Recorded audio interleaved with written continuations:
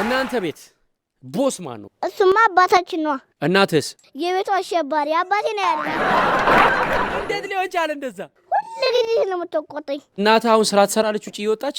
አሰራም ግን እኔ ስራዋ ነኝ። እኔ ነኝ ስራዋ ለእናቴ ብለኸኛል። ግን አንተን ለምታሳድግበት ደሞዝ አላት? የላትም። ለምን አይከፈላትም? አከራያችን ያስከፍሉናል እንጂ እኛ አይከፈለም። እናታችን እኛ ስራ እንደሆነን አንረዳም። አንተ ይሄን መረዳት በእውነት የ1 ሚሊዮን ብር ቼክ ይገባል። ማን ነው የሚጽፍለት ከናንተ መካከል?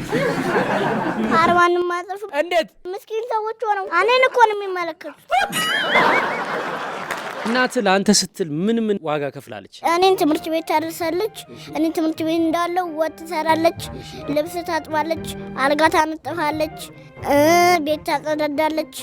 እኔ ከትምህርት ቤት ስመጣ ደግሞ ስፖርት ቤት ታደርሳለች። ምንድነው ስፖርት የምትሰራው? ቴኳንዶ። ቴኳንዶ ትሰራለህ? አዎ።